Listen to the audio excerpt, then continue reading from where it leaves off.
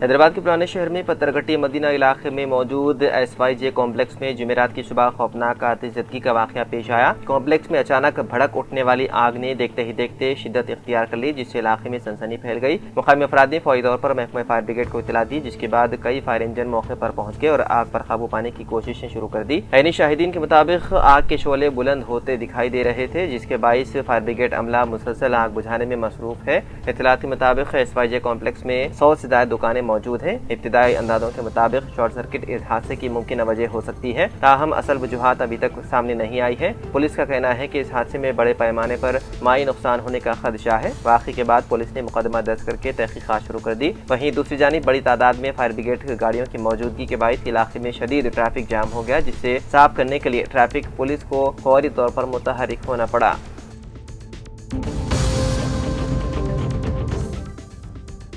मगरबी बंगाल की सूबेंदो हुकूमत ने जिम्मेदारी संभालते ही बड़े ऐलानात के साथ मुतनाज़िया फैसले भी जारी करने शुरू कर दिए हैं। गुज़िश्ता 24 घंटों में रियासत की BJP हुकूमत ने 2 इंतहाई मुतनाज़िया फैसले लिए हैं, जिस पर आने वाले दिनों में हंगामे के कवी इम्कानात हैं। पहला फैसला तो ये है कि स्कूलों के बाद अब रियासत के सभी मदारिस में भी दुआया जलसे के वक्त वंदे मातरम लाजिम करार दिया गया है। हुकूमत के जरिए जारी नोटिफिकेशन के मुताबिक हुकूमत से इमदाद हासिल करने वाले सरकारी व गैर सरकारी सभी मदारिस में अब वंदे मातरम लाजमी तौर पर पढ़ना होगा। वहीं दूसरी जानिब मुतनाज़िया फैसला सरकारी मुलाजिमीन से जुड़ा हुआ है, जिस पर हंगामा होना यकीनी है। दरअसल हुकूमत ने हुक्म जारी किया है कि सरकारी मुलाजिमीन बगैर इजाज़त मीडिया में बोल नहीं सकते। सरकारी मुलाजिमीन अखबारात या TV चैनलों को इंटरव्यू भी नहीं दे सकते, हत्ता कि बगैर इजाज़त लिखने पर भी रोक लगा दी गई है। ये हुक्म बराह रास्त सरकारी मुलाजिमीन के बोलने और लिखने की आज़ादी को महदूद करता है। जारी हुक्म के मुताबिक मुलाजिमीन मरकज़ी या रियासती हुकूमतों की पॉलिसियों की मदम्मत नहीं कर सकते। और मुलाजिमीन में सरकारी स्कूलों व कॉलेजों के असातिज़ा और दीगर मुलाजिमीन भी शामिल हैं। लोगों का कहना है कि हुकूमत का ये हुक्म मुलाजिमीन के लिए आवाज़ दबाने वाले कानून जैसा है। इस फैसले से सेंसरशिप बढ़ने का खौफ है और ये एहतजाज की आवाज़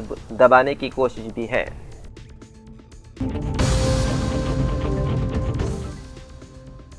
शहजादाबाद के इलाके अत्तापुर में आधी रात को पेश आए मुबैना अगवा के वाक़े में अहम पेशरफ्त हुई है। पुलिस ने लापता नौजवान लड़की का सुराग लगाकर उसे मलकपेट इलाके से महफूज हालत में अपने घर में पाया। वाफ़ज़ुक़ ज़राए के मुताबिक मोबाइल फ़ोन लोकेशन और तकनीकी शवाहिद की बुनियाद पर पुलिस ने लड़की तक रसाई हासिल की। वाज़ेह रहे कि गुज़िश्ता शब एक सनसनीखेज़ वाक़े में 4 नौजवान एक कार में सवार होकर आए थे और उन्होंने मुबैना तौर पर एक नौजवान लड़की को ज़बरदस्ती गाड़ी में बिठाकर अगवा करने की कोशिश की थी। बताया जाता है कि लड़की किसी तरह उनके चुंगल से निकलकर करीबी खानगी दवाखाने में दाखिल हो गई थी। ताहम वहां भी मुलजिमीन पहुंच गए और अमले को धमकाते हुए दोबारा लड़की को गाड़ी में बिठाकर फरार हो गए। वाक़े की इत्तला मिलते ही मुकामी अफराद हॉस्पिटल के अमले ने फौरी 100 पर डायल करते हुए पुलिस को इत्तला दी, जिसके बाद पुलिस हरकत में आ गई और मुश्तबा गाड़ी का ताक़ुब शुरू किया। ताहम गाड़ी पर नंबर प्लेट न होने की वजह से मुलजिमीन पुलिस को चकमा देकर फरार होने में कामयाब हो गए। पुलिस ने मुख्तलिफ इलाकों के CCTV फुटेज का जायजा लिया, जिस दौरान ये इंकशाफ हुआ कि मुश्तबा गाड़ी के पीछे एक मोटरसाइकिल भी चल रही थी। मुसलसल तहकीकात और तकनीकी शवाहिद की मदद से पुलिस ने आखिरकार लड़की को तलाश कर लिया, जिसके बाद अरकान खानदान और मुकामी अफराद ने राहत की सांस ली। ताहाल अगवा की मुहरिकात और मुलजिमीन की शनाख्त के ताल्लुक से मुकम्मल तफसीलात सामने नहीं आ सकी, जबकि पुलिस इस सिलसिले में मजीद तहकीकात जारी रखे हुए हैं। इस दौरान पुलिस की जानिब से मुतासिर लड़की का बयान कलमबंद किया जा रहा है।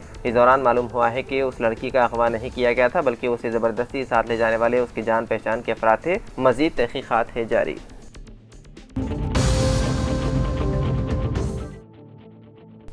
सिकंदराबाद मोइनपल्ली पुलिस स्टेशन में रिश्वत लेते हुए खातून सब इंस्पेक्टर नंदिता और राइटर विजय को एंटी करप्शन ब्यूरो के अहदेदारों ने रंगे हाथों गिरफ्तार कर लिया। तफसीलात के मुताबिक मोहब्बत की शादी करने वाले नौजवान अभिषेक ने अपने वालिदैन की राजी न होने पर पुलिस से मदद तलब की थी। ताहम इल्जाम है कि SI नंदिता ने वालिदैन से बात कराने के लिए पुलिस स्टेशन बुलाया और रकम का मुतालबा किया। रकम देने से इनकार पर नौजवान के खिलाफ ये इल्जाम लगाते हुए कि उसने अपने वालिद को मारा है, मुकदमा दर्ज करके उसे जेल भेज दिया गया। बादशाह जमानत पर रिहाई के बाद हर पीर को दस्तखत के लिए आने वाले अभिषेक से राइटर विजय ने 10,000 रुपये और SI नंदिता ने 30,000 रुपये का मुतालबा किया। मुसलसल दबाव से तंग आकर मुतासरा शख्स ने ACB से शिकायत की। ACB की हिदायत पर जब मुतासरा शख्स रिश्वत देने के लिए पहुंचा तो SI नंदिता ने उसे स्कूटी की चाबी देकर रकम डिक्की में रखने को कहा। जैसे ही मुतासरा शख्स ने रकम रखी, ACB अहदेदारों ने कार्रवाई करते हुए SI नंदिता और राइटर विजय को मौके पर ही रंगे हाथों गिरफ्तार कर लिया।